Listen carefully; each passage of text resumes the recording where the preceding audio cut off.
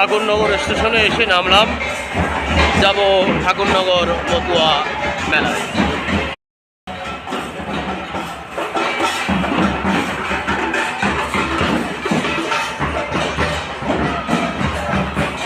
ঠাকুরনগর মেলায় যাওয়ার দুটো রাস্তা আছে।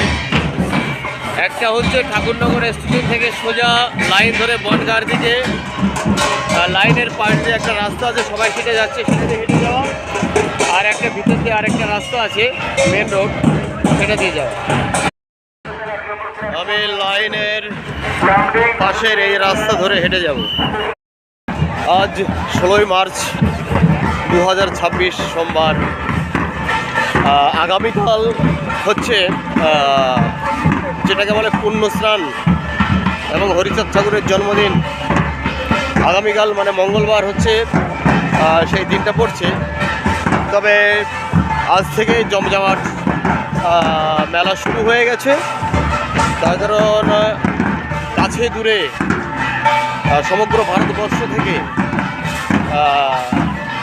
মতুয়া ভক্তরা আসছে এবং অনেকেই দু একদিন আগেই চলে আসেন এবং এরা দল ধরে আসে।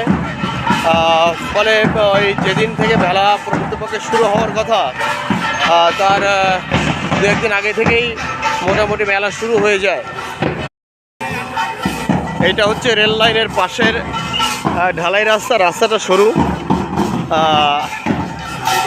আর ভিতর দিয়ে আছে মেন রোড। এই দুই পথেই ঠাকুরনগর ঠাকুর বাড়িতে যাওয়া যায় ঠাকুরনগর স্টেশন থেকে।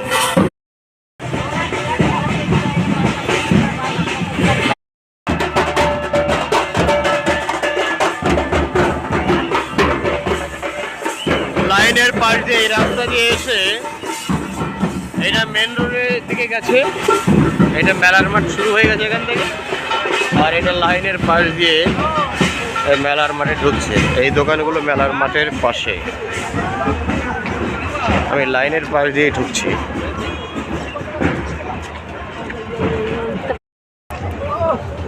মেলার মাঠ এখান থেকে শুরু হয়ে গেল। খাবার দাবারের দোকান প্রচুর পরিমাণ। এটা রেল লাইন, এইদিকে মূলত খাবার দাবারের দোকানই থাকে। লাইন ধরেই যাই। পৌঁছে গেছি একদম মেলার মাঠে।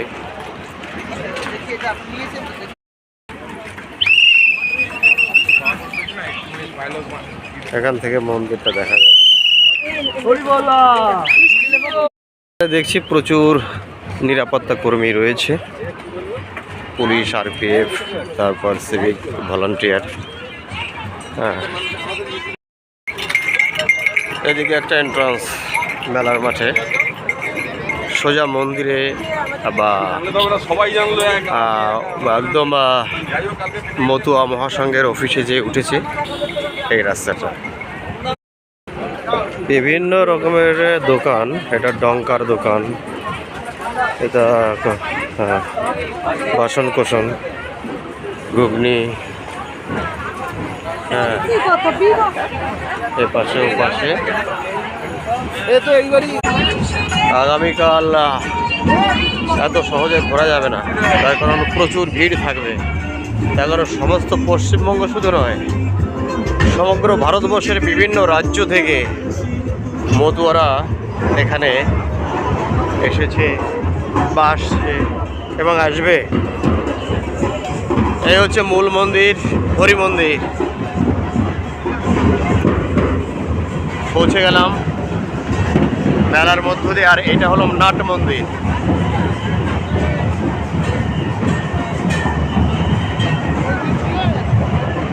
এটা নাট মন্দির।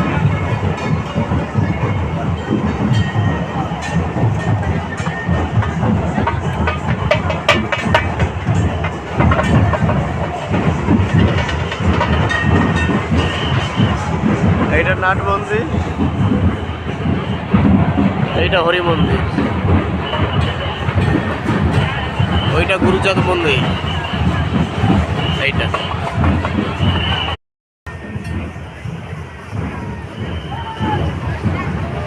শুরু হয়ে গেছে ঠাকুরনগর মতুয়া মেলা শুরু হয়ে গেছে। ঠাকুরনগর মতুয়া মেলা।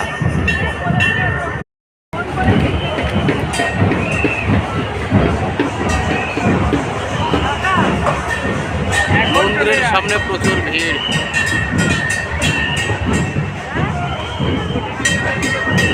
এটা নাট মন্দির দোতলা, আর এইটা হলো কামনা সাগর।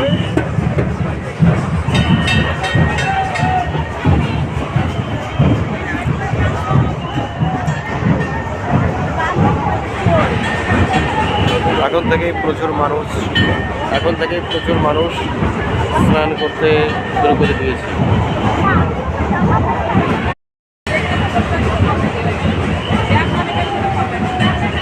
কামনা সাগরের তীরে মানে পুকুর পাড়ে এদিকে মেডিকেল ক্যাম্প, অনেকগুলো মেডিকেল ক্যাম্প রয়েছে। এখানে মেলায় গিয়ে অসুস্থ হলে তার চিকিৎসা এবং ওষুধপত্রের ব্যবস্থা করা হয় এখান থেকে।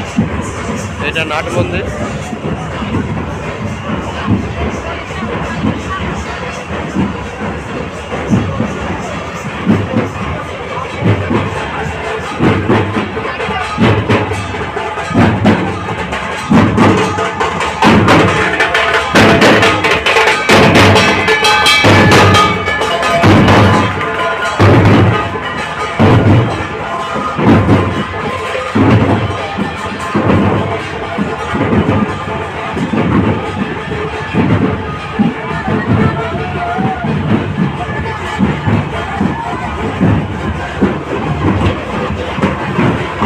এইটা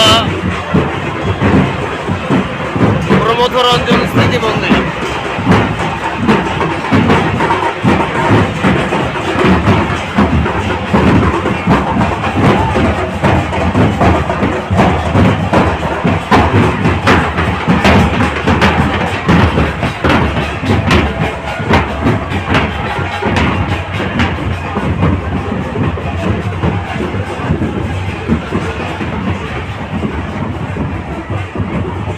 চলে এলাম কামনা সাগরের এধারে। প্রচুর মানুষ স্নান করছে, জলটাও ঘোলা হয়ে গেছে।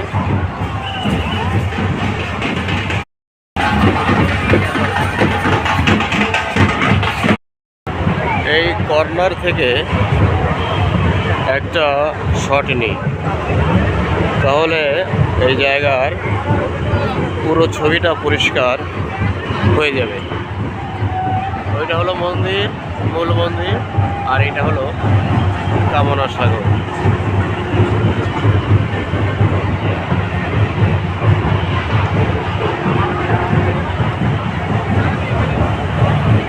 কামনা সাগরের এদিকেও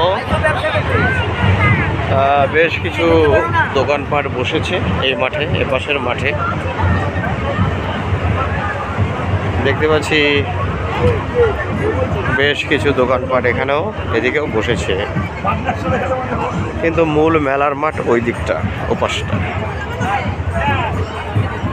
কামনা সাগর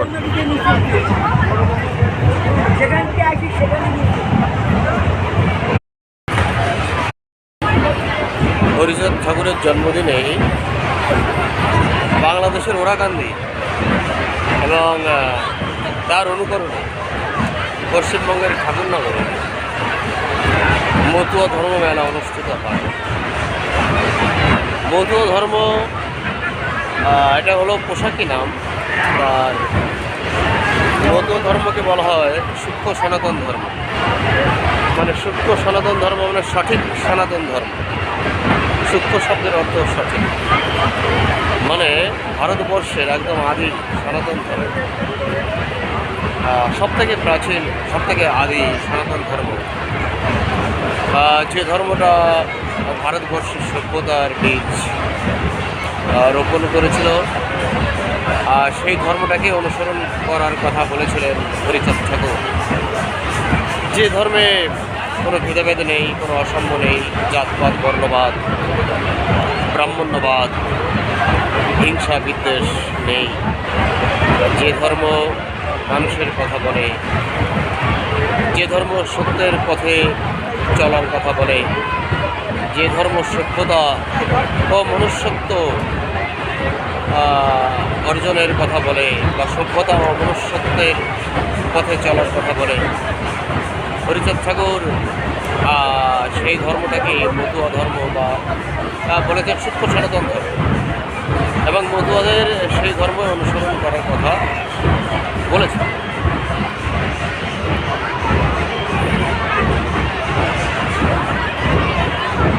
হরিচাঁদ ঠাকুর এই সূক্ষ্ম সনাতন ধর্ম অনুসরণ করার জন্য মতুয়াদের বেদ এবং ব্রাহ্মণ বর্জন করার কথা বলেছেন। তাই মতুয়ারা তাদের যাবতীয় সমস্ত অনুষ্ঠানই করে ব্রাহ্মণ বর্জিত অনুষ্ঠান, কোনো ব্রাহ্মণ কাজে লাগায় না এবং কোনো বেদ মন্ত্র উচ্চারণ করে বা বেদ মন্ত্রের সাহায্যে তারা তাদের ধর্মানুষ্ঠান পালন করেন। বেদ মন্ত্র বর্জিত এবং ব্রাহ্মণ বর্জিত ধর্ম অনুষ্ঠান বা আচার অনুষ্ঠান তারা পালন করে। এটাই হরিচাঁদ ঠাকুরের দেখানো পথ এবং মত।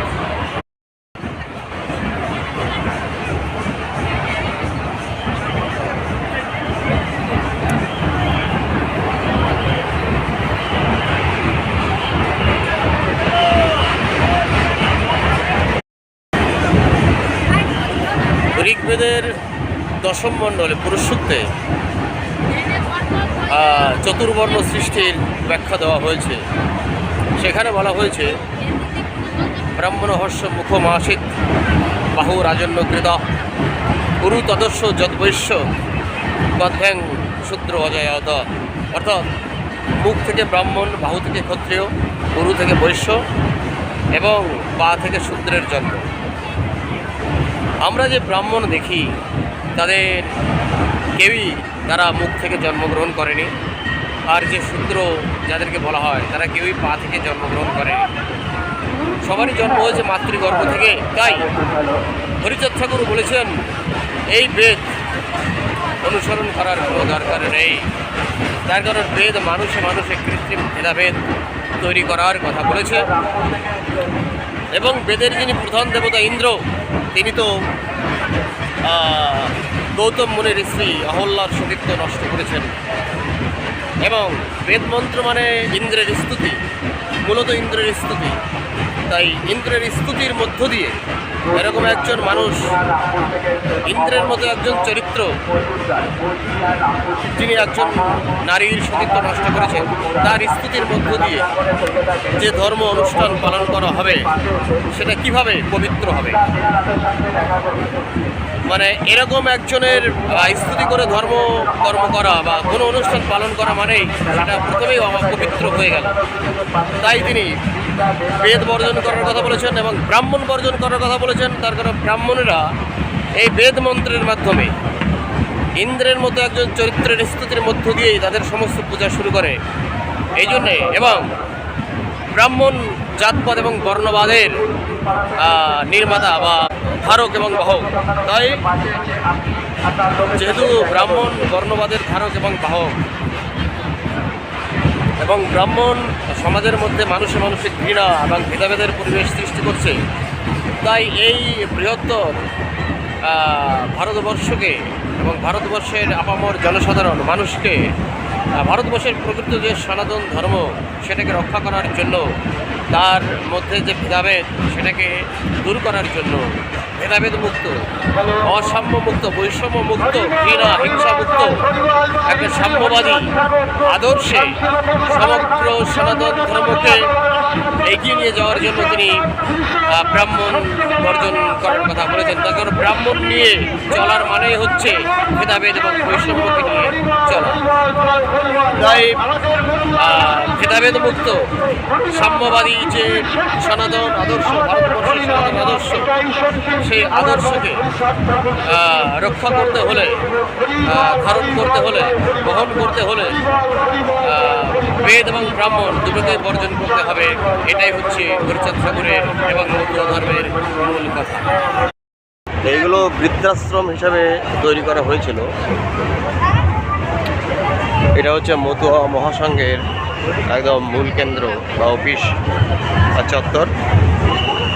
আর এখানে আমরা দেখতে পাচ্ছি গুরুচাঁদ ভবন, এটা গুরুচাঁদ ভবন। আর এটা হচ্ছে বিনাপানি স্মৃতি ভবন।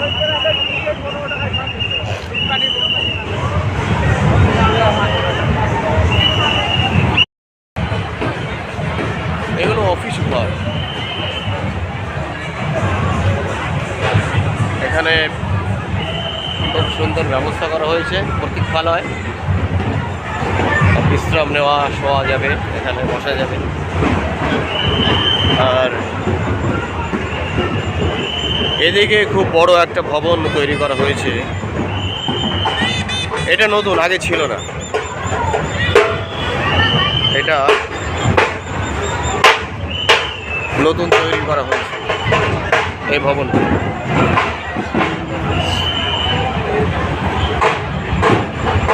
আর ওটা হচ্ছে প্রাইমারি স্কুল।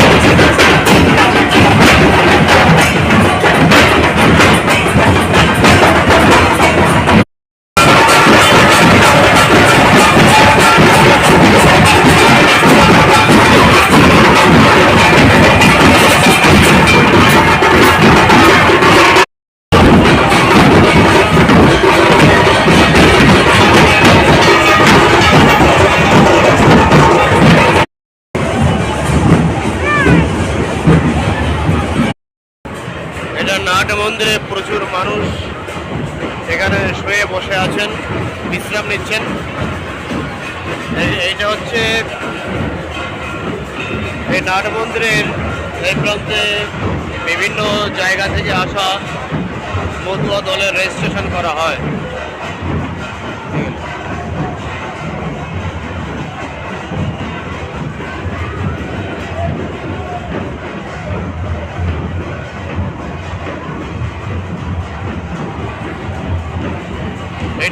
অনুসন্ধান অফিস, এটা অনুসন্ধান অফিস।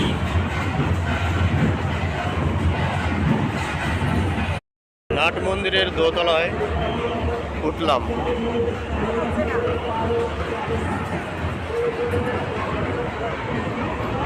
দোতলাতেও, নাট মন্দিরের দোতলাতে প্রচুর মানুষ রয়েছেন এখানে। আর এখান থেকে দেখায়, নাট মন্দিরের দোতলা থেকে নিচেটা দেখা যাচ্ছে।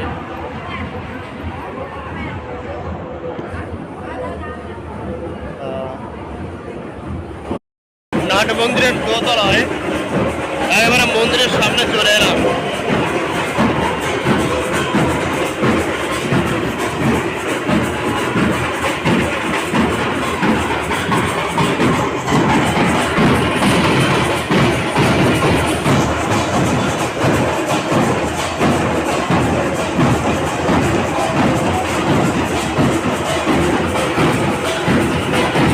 এটা হরি মন্দিরের মধ্যে হরিচাঁদ ঠাকুর ও শান্তি মাতার বিগ্রহ।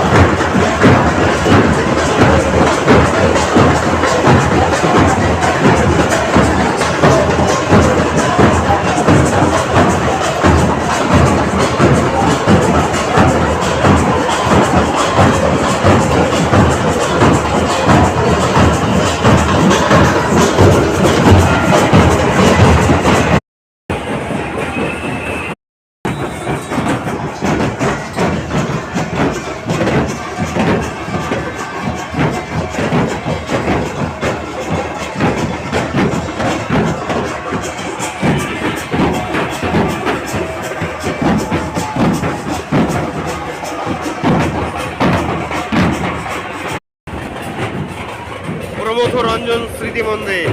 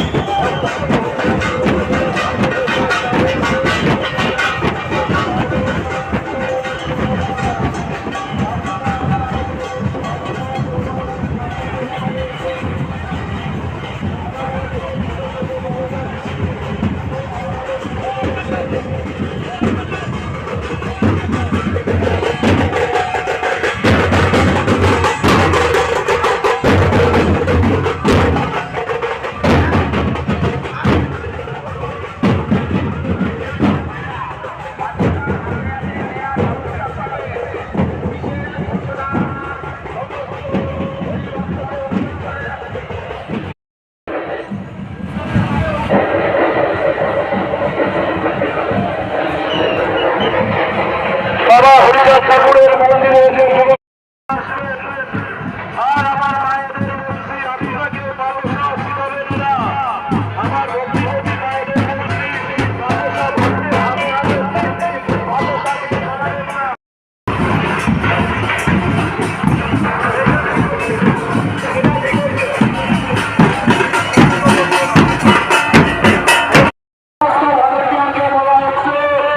এই দিকটা মেন রোড,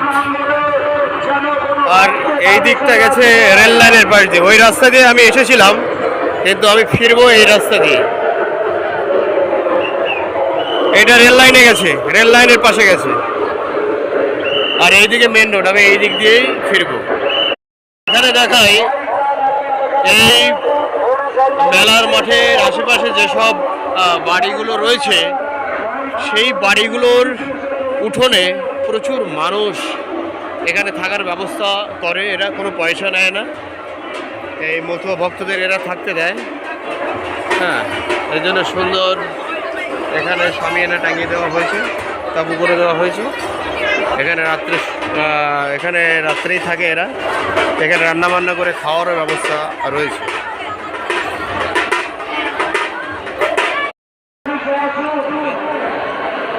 এদিকে মেলার মাঠ, এদিকে রেল লাইন, ওর পাশ দিয়ে একটা রাস্তা আছে, আর এইদিকে হচ্ছে মেন রোড। এই রোড ধরে আমি ফিরব। প্রচুর দোকানপাট।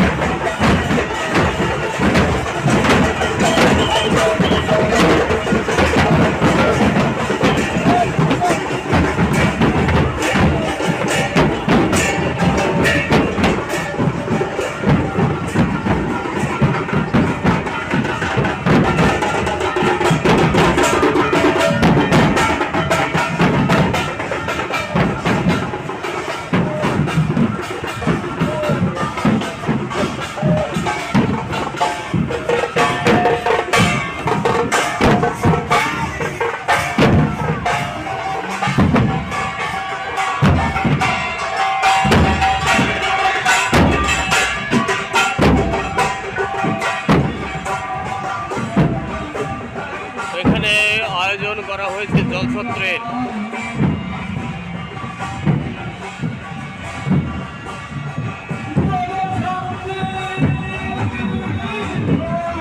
সেই সঙ্গে মেডিকেল ক্যাম্পও রয়েছে।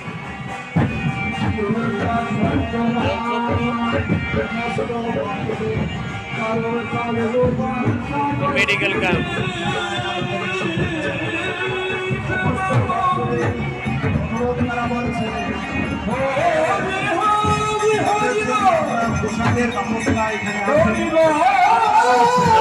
রান্না বান্না হচ্ছে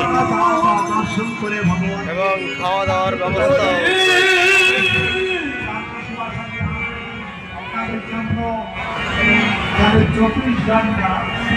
খুব সুন্দর আয়োজন, রান্না বান্না হচ্ছে, সঙ্গে চলছে খাওয়া দাওয়া।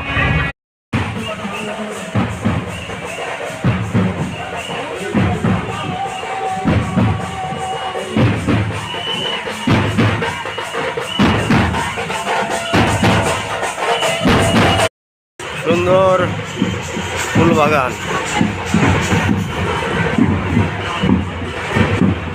বাহ, দারুণ দারুণ সব ফুল ফুটে আছে।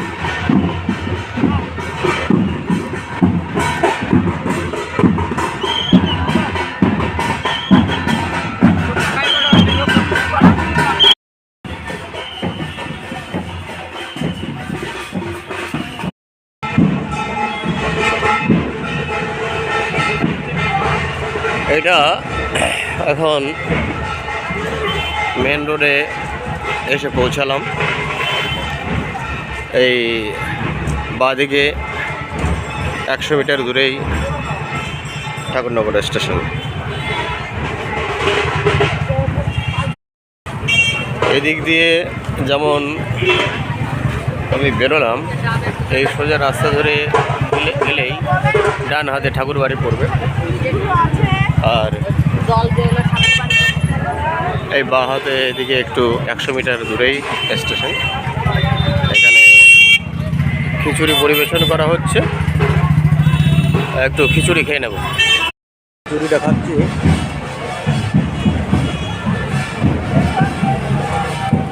এখানে এরা অনির্বাণ জ্যোতিপীঠ খুব সুন্দর ব্যবস্থা করেছে খিচুড়ি।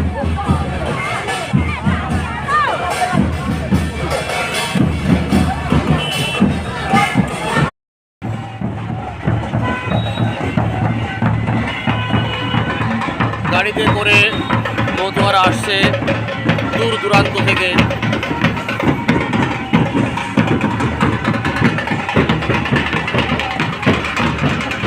একটার পর একটা গাড়ি আসছে মতুয়াদের বোঝাই করে।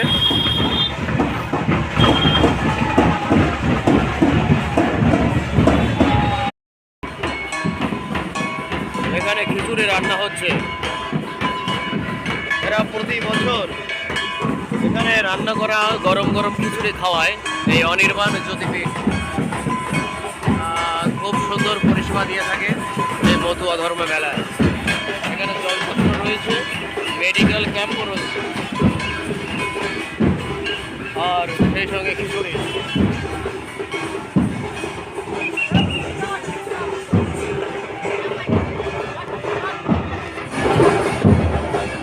সত্যিই খুব সুন্দর পরিষেবা দেয় এরা প্রতি বছর।